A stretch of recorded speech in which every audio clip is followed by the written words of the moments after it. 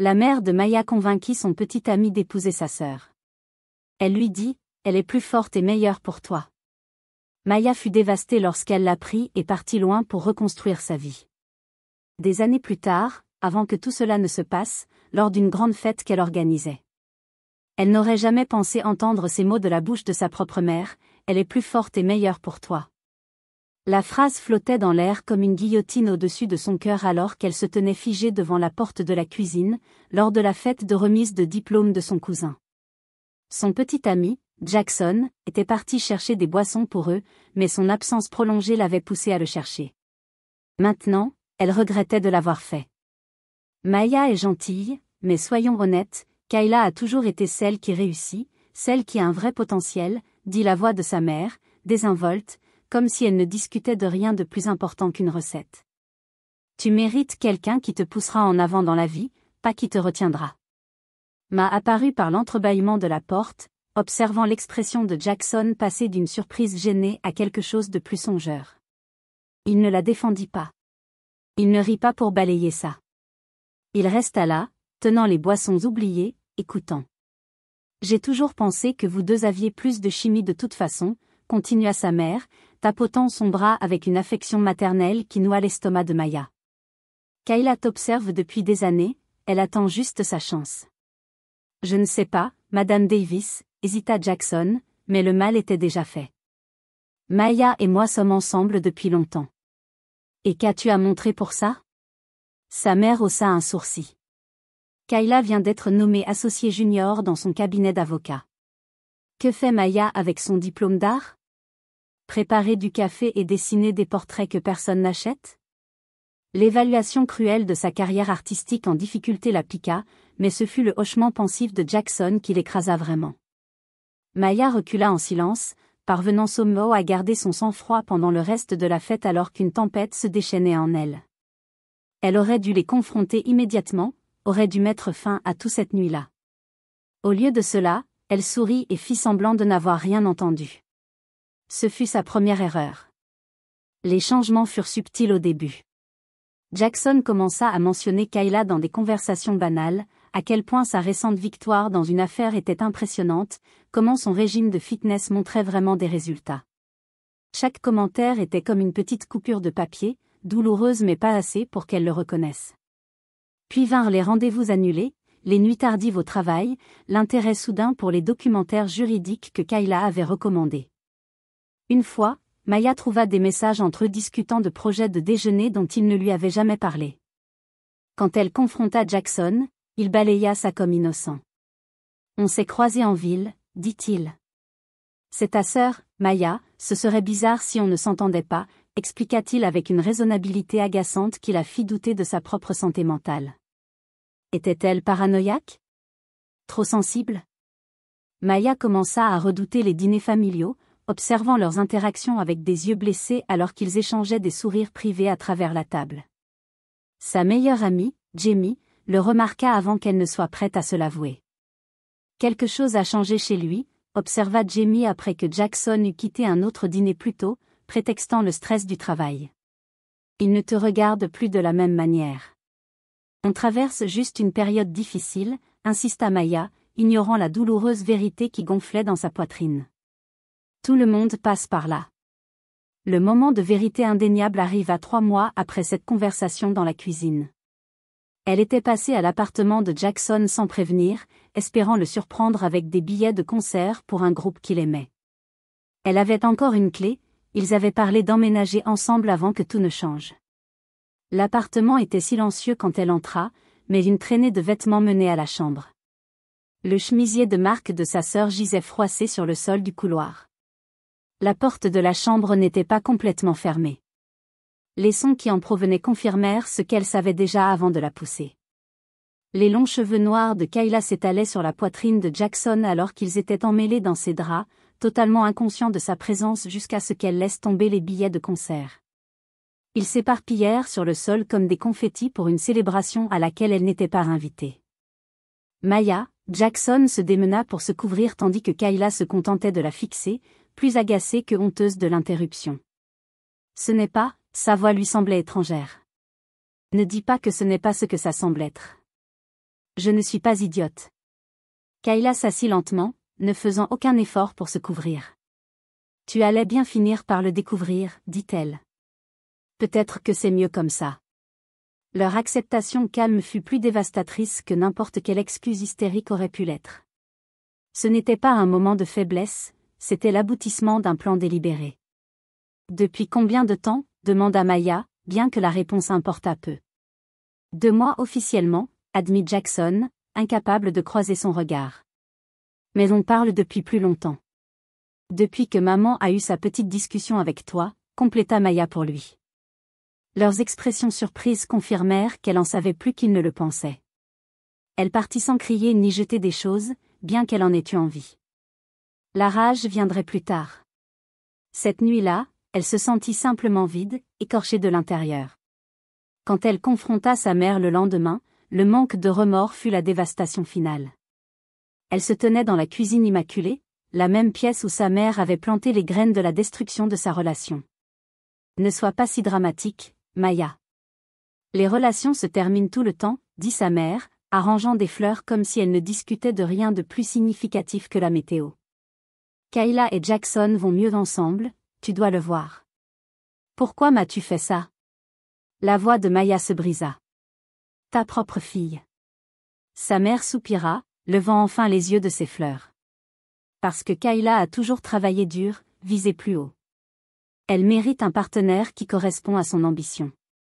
Elle toucha la joue de Maya avec des doigts froids. Tu as toujours été la douce, la rêveuse. Tu trouveras quelqu'un mieux adapté à ton tempérament.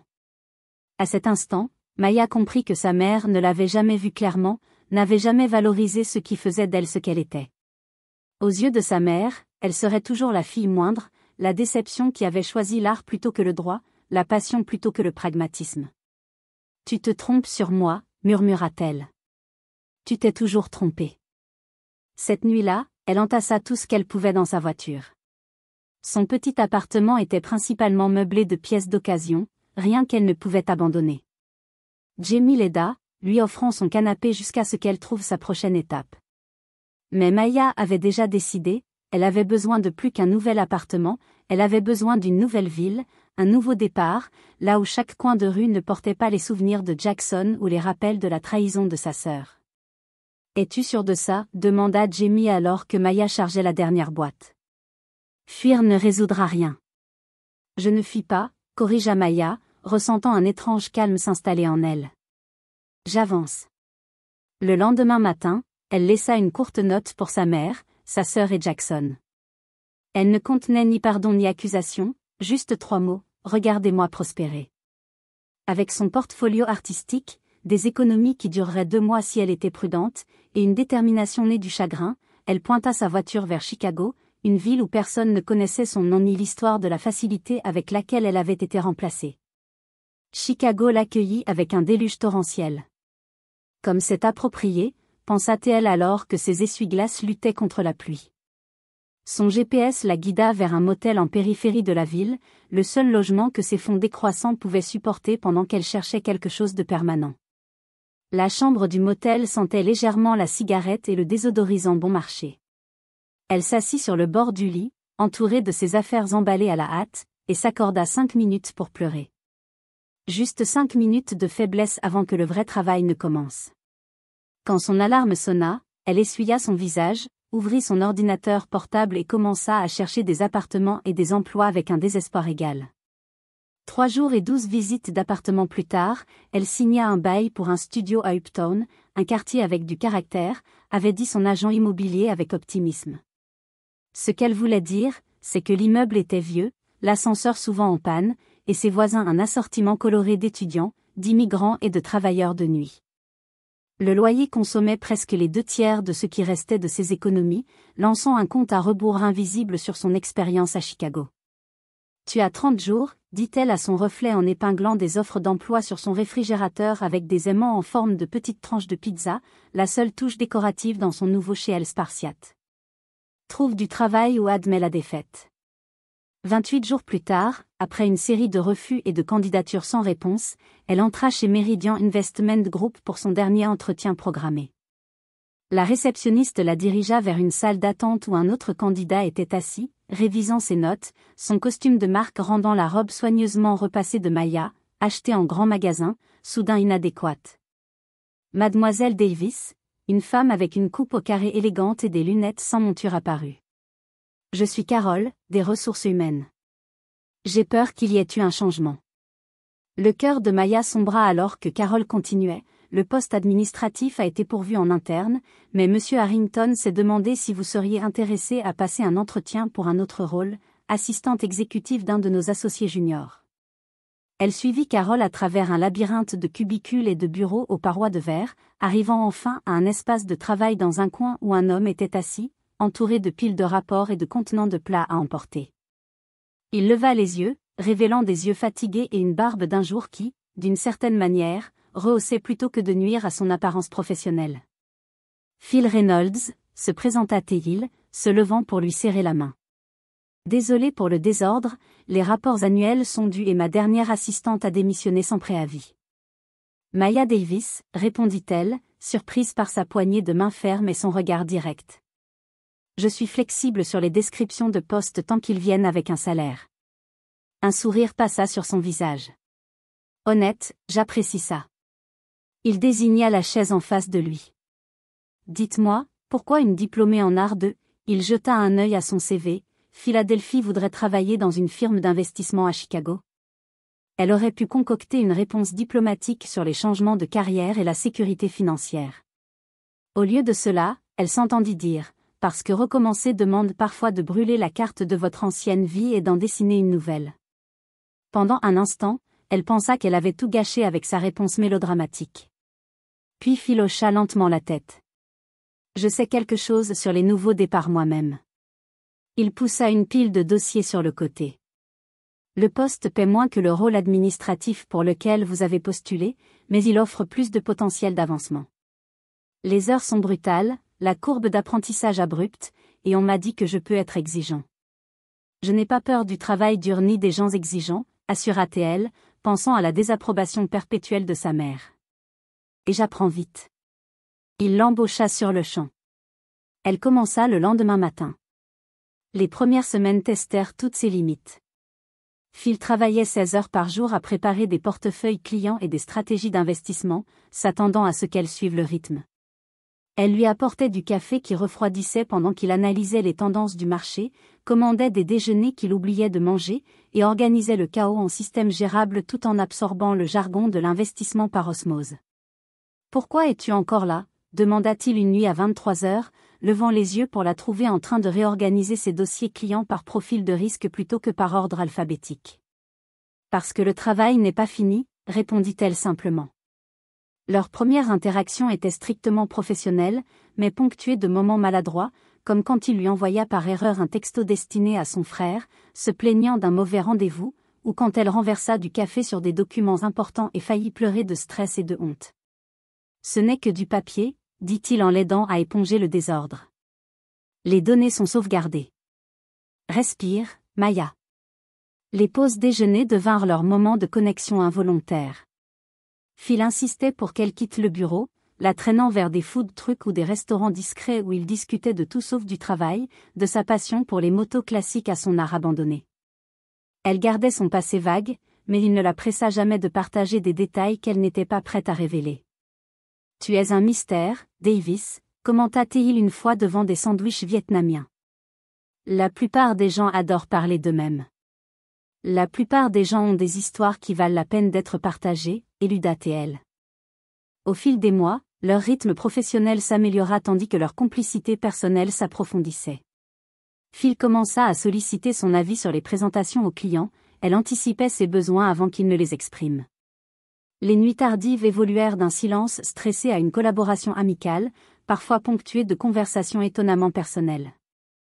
Mon père voulait que je reprenne son entreprise de construction, confia Phil lors d'une soirée particulièrement tardive. Il considère la finance comme jouer avec l'argent des autres. On ne s'est pas parlé depuis 2 ans. Ma mère a toujours préféré ma sœur, offrit-elle en retour, sa première mention de sa famille. Rien de ce que je faisais n'était jamais assez bien. Il n'offrit ni platitude ni jugement, juste un silence compréhensif qui semblait plus réparateur que n'importe quel mot. 6 mois après son réinvention à Chicago, Phil lui demanda de le rejoindre pour un dîner dans un vrai restaurant au lieu de manger des plats à emporter à leur bureau. Elle supposa que c'était pour célébrer l'obtention d'un gros client. Au dessert, il poussa un plan d'affaires sur la table. « Je développe ça depuis 3 ans, expliqua-t-il alors qu'elle parcourait le document, une firme d'investissement boutique axée sur les entreprises durables et les entrepreneurs de première génération, des clients négligés par les firmes traditionnelles. Elle leva les yeux, confuse. C'est impressionnant, mais pourquoi me le montrer? Parce que je quitte Méridian le mois prochain pour le lancer, dit-il, se penchant en avant, les yeux intenses. Et je veux que tu viennes avec moi, pas comme mon assistante, mais comme directrice des opérations.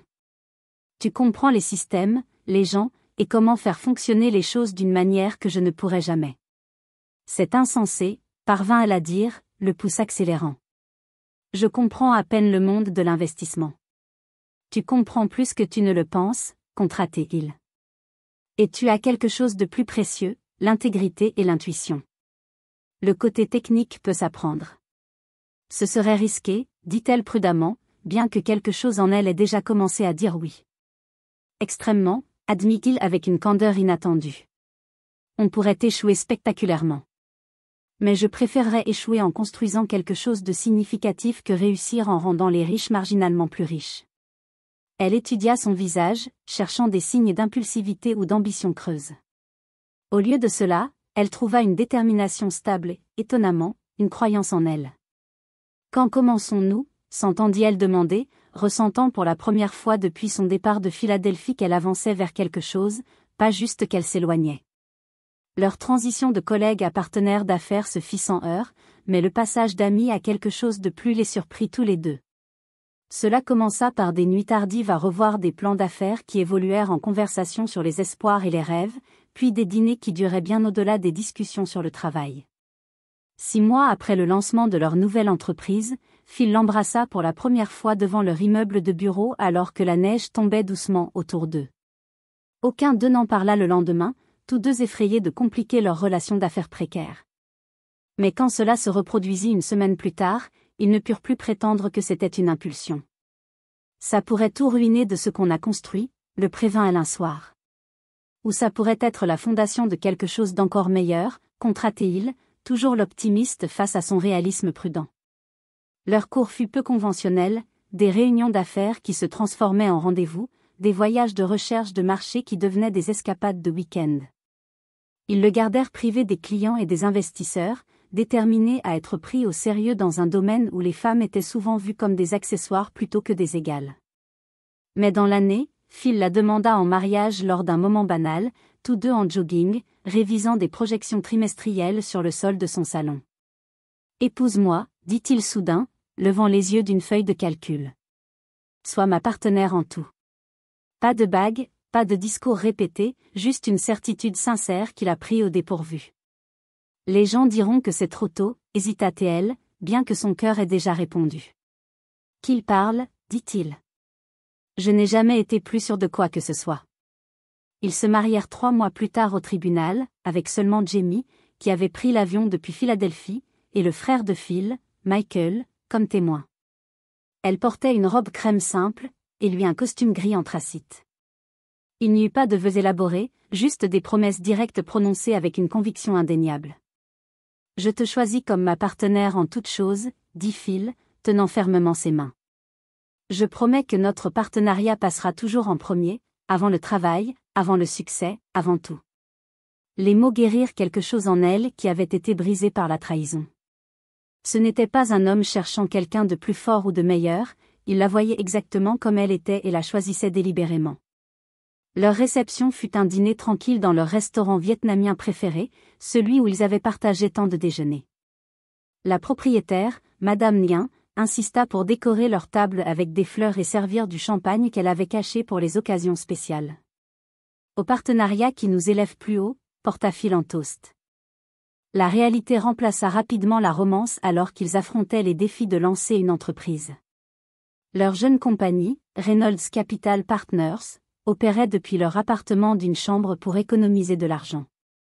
La table à manger devint leur salle de conférence, le salon se transforma en bureau improvisé, et les classeurs faisaient office de table d'appoint. Ils programmaient des réunions avec les clients dans des cafés ou des halls d'hôtel, créant soigneusement l'illusion d'un succès établi qu'ils n'avaient pas encore atteint. Elle prit un emploi à temps partiel dans une galerie d'art pour compléter leurs revenus pendant que Phil cherchait des clients potentiels. Leurs économies diminuèrent au fil des mois sans la percée dont ils avaient désespérément besoin. Certaines nuits, elle le trouvait encore éveillé à 3 heures du matin, recalculant des projections ou révisant des propositions. On devrait envisager de prendre des clients plus traditionnels, suggéra-t-elle délicatement après 6 mois à peine couvrir les dépenses. Juste jusqu'à ce qu'on soit établi. Si on compromet maintenant, on ne reviendra jamais à notre vision initiale, argumenta-t-il, la détermination têtue dans sa voix à la fois admirable et effrayante. Leur première vraie dispute en tant que couple marié éclata à propos des finances. Phil voulait investir leurs fonds d'urgence dans l'expansion de l'entreprise, elle insistait sur le besoin de sécurité. La dispute se termina par des portes claquées et des sentiments blessés, mais aussi un compromis, moitié pour la croissance, moitié pour la sécurité. Cela devint leur modèle, son ambition équilibrée par son pragmatisme, créant un équilibre que ni l'un ni l'autre ne pouvaient atteindre seuls. 8 mois après leur mariage, une opportunité frappa enfin à la porte. Une petite entreprise d'énergie durable avait besoin d'investisseurs qui comprenaient leur mission au-delà des marges de profit. Phil passa des semaines à développer une présentation qui expliquait non seulement les retours sur investissement, mais aussi l'impact environnemental et les bénéfices pour la communauté. Elle resta éveillée toute la nuit à concevoir des dossiers d'information qui mettaient en avant à la fois le professionnalisme et la personnalité. Le client les choisit plutôt que des firmes établies, amenant 3 autres entreprises éco-conscientes avec eux. Enfin, ils avaient un élan. On doit célébrer, insista Phil, bien qu'elle hésitât à dépenser de l'argent. Il la surprit en recréant leur premier rendez-vous, des contenants de plats à emporter du même restaurant vietnamien, les feuilles de calcul écartées pour faire place aux rouleaux de printemps et aux nouilles sur leur table à manger. À notre premier gros contrat, porta-t-il en toast, levant une tasse de café remplie de vin de supermarché. Et à ma brillante épouse qui n'a jamais cessé de croire, même quand j'ai failli le faire. L'entreprise grandit régulièrement après cette première percée. Leur appartement devint de plus en plus encombré de boîtes de dossiers et d'équipements de bureau. Des stagiaires travaillaient depuis leur canapé, des appels en conférence se tenaient dans leur chambre avec la porte fermée. L'arrangement devint intenable le jour où un investisseur potentiel arriva en avance pour une réunion alors qu'elle sortait de la douche. On a besoin d'un vrai espace de bureau, concéda Phil ce soir-là, et peut-être d'une maison où je ne trouve pas de trombone dans la boîte de céréales. Avec un optimisme prudent, ils signèrent un bail pour un petit bureau en centre-ville et emménagèrent dans un appartement légèrement plus grand, avec une chambre d'amis qui ne servirait pas de stockage pour les documents professionnels. La séparation entre travail et maison apporta un équilibre bienvenu à leur relation. 3 années de travail acharné suivirent.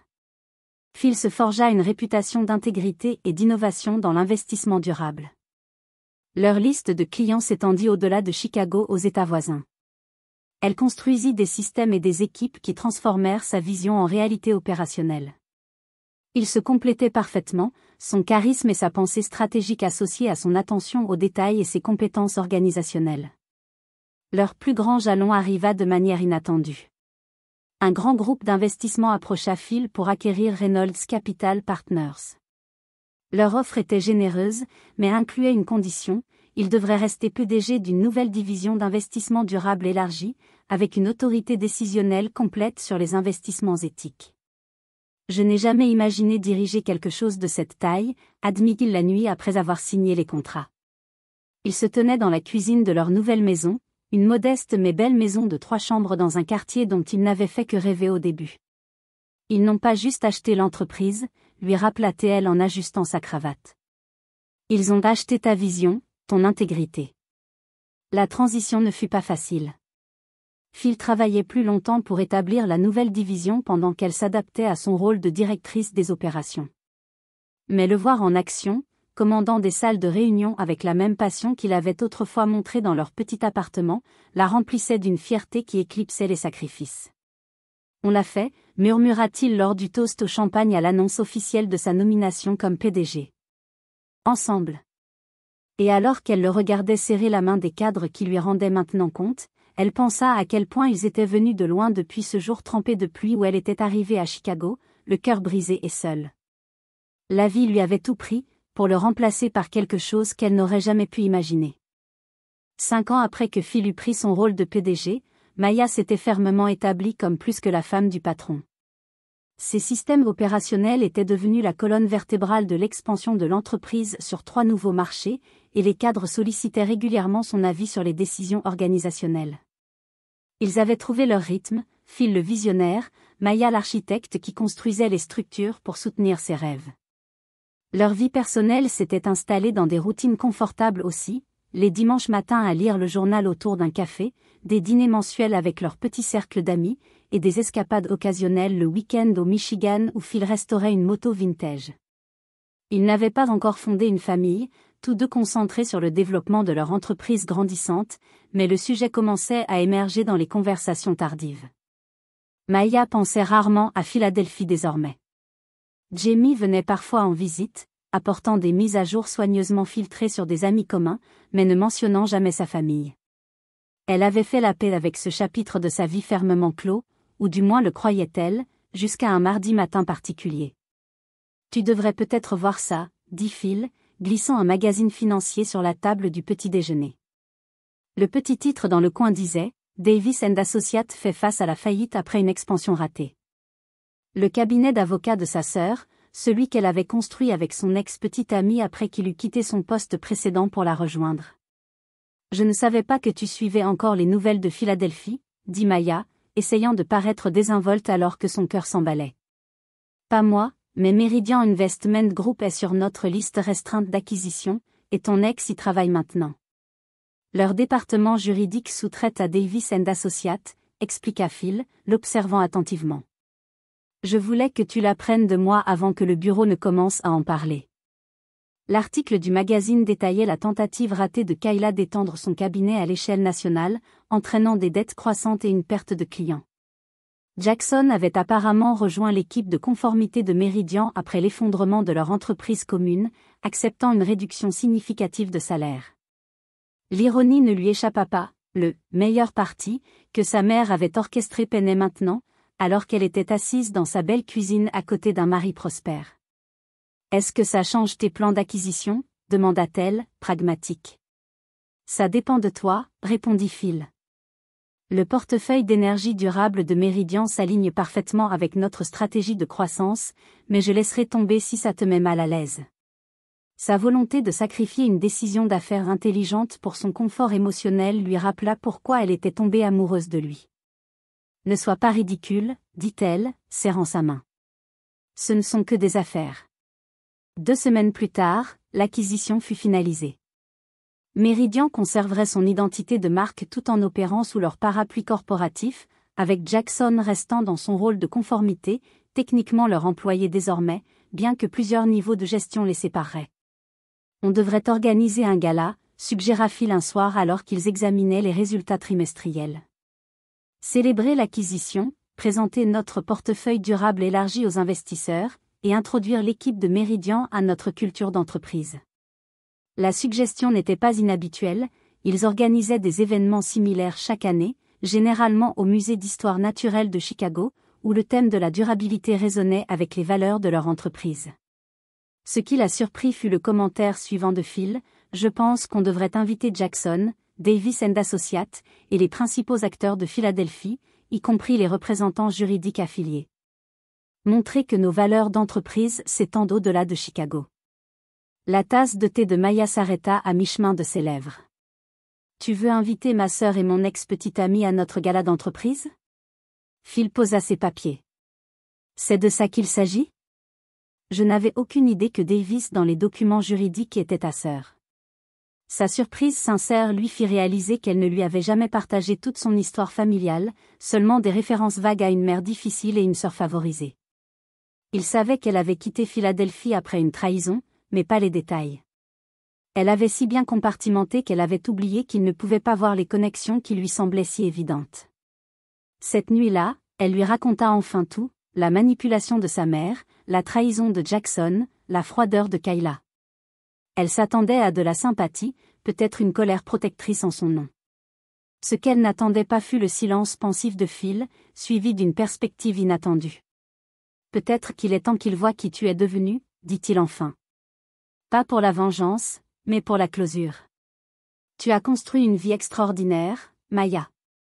Une vie authentique à qui tu es, pas à ce que quelqu'un d'autre voulait que tu sois. » Ces mots déverrouillèrent quelque chose en elle, un désir non pas de rétribution, mais de reconnaissance. Pas pour les blesser comme il l'avait blessé, mais pour se tenir devant eux avec assurance en tant que la femme qu'elle était devenue malgré leur rejet de sa valeur. On les invitera, décida T.L. Tous.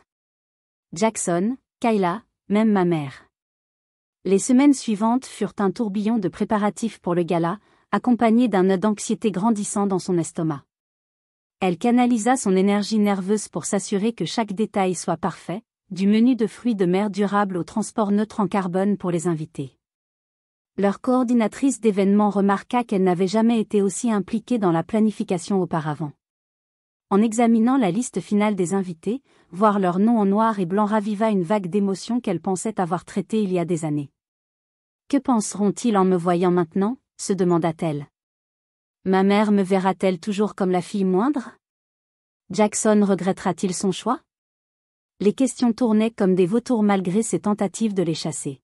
« Des doutes ?» demanda Phil une nuit, la trouvant en train de fixer les maquettes des invitations. « Pas sur le fait de les inviter, clarifia-t-elle. Juste en me demandant si je fais ça pour les bonnes raisons. Est-ce que je cherche encore leur approbation après toutes ces années ? Phil s'assit à côté d'elle, prenant ses mains dans les siennes. Seul toi peux répondre à ça. Mais de mon point de vue, tu as cessé d'avoir besoin de l'approbation de qui que ce soit le jour où tu es arrivé à Chicago avec rien d'autre que de la détermination et du talent.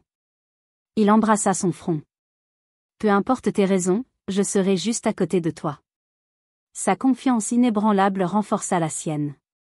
Le lendemain matin, Maya approuva la liste finale des invités sans hésitation. Les RSVP arrivèrent progressivement, associés d'affaires, investisseurs, employés de Meridian. Puis vint la réponse de Philadelphie.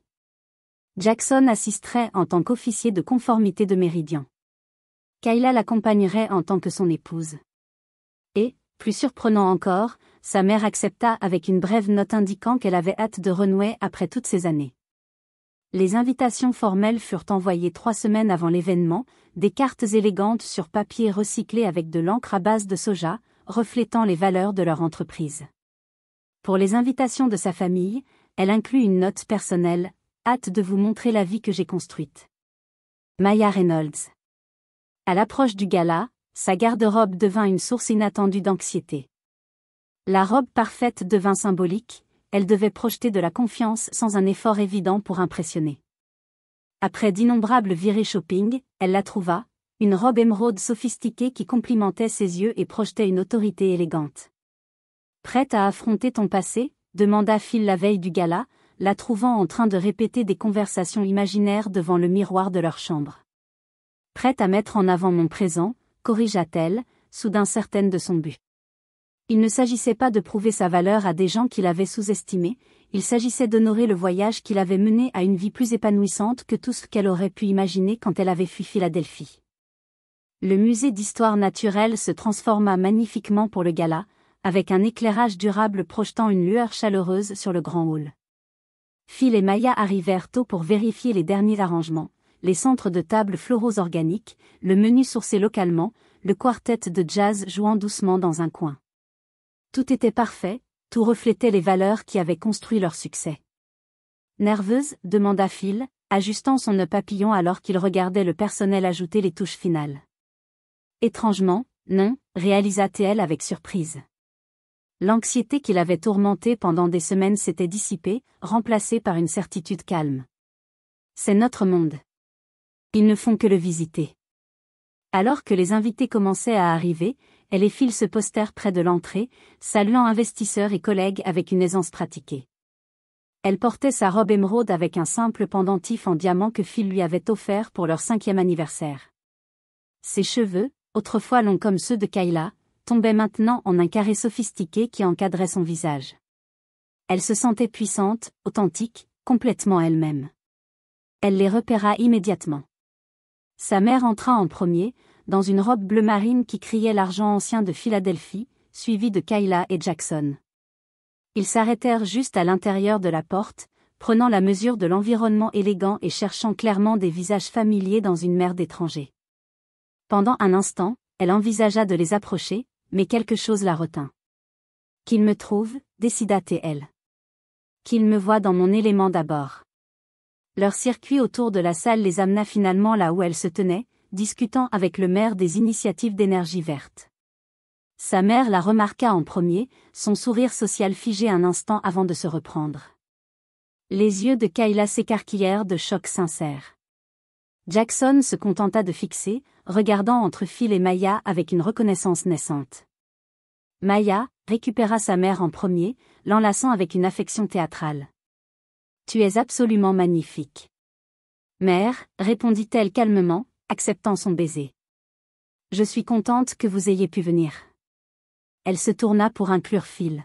« Voici mon mari, Phil Reynolds, PDG de Reynolds Energy. » Phil Reynolds, clarifia Kayla, tendant la main, toujours en recherche, toujours en calcul des avantages. Certaines choses ne changeaient jamais. Votre réputation vous précède. J'ai suivi l'expansion de votre entreprise avec intérêt. Avec tout le respect, Madame Davis, notre succès a été un partenariat dès le premier jour, répondit Phil avec aisance, sa main trouvant le creux du dos de Maya. Le génie opérationnel de Maya a rendu ma vision possible. La surprise dans leurs yeux fut subtile mais indéniable. Ce n'était pas le récit qu'ils avaient attendu, la fille au cœur brisé trouvant un homme prospère pour la sauver. C'était un partenariat d'ego. Jackson Davis se présenta son ex avec raideur. Officier de conformité chez Meridian. Oui, nous connaissons votre poste, hocha Phil professionnellement. Bienvenue dans la famille des entreprises. L'expression de Jackson changea alors que la compréhension se faisait. Vous êtes la nouvelle société mère de Meridian ? En effet, confirma-t-elle, savourant le moment sans malice. L'acquisition a été finalisée le mois dernier. Phil fera l'annonce officielle pendant son discours. Leur inconfort était palpable alors qu'ils digéraient cette nouvelle réalité. L'homme qu'il avait rejeté pour quelqu'un de plus fort répondait maintenant à l'entreprise qu'elle avait aidé à construire. La sœur qui lui avait pris ce qui était à elle se tenait devant elle, non pas comme la sœur supérieure, mais comme l'épouse d'un employé de niveau intermédiaire. « Si vous voulez bien nous excuser, » dit Phil gracieusement, « nous devons continuer à saluer nos invités. Profitez bien de la soirée. » Alors qu'il s'éloignait, elle surprit sa mère la regardant avec une expression qu'elle ne pouvait pas tout à fait déchiffrer, quelque chose entre calcul et véritable perplexité. La soirée se déroula avec une précision chorégraphiée. Le dîner fut servi, des prix furent remis aux membres clés de l'équipe, y compris plusieurs qu'elle avait personnellement mentorés.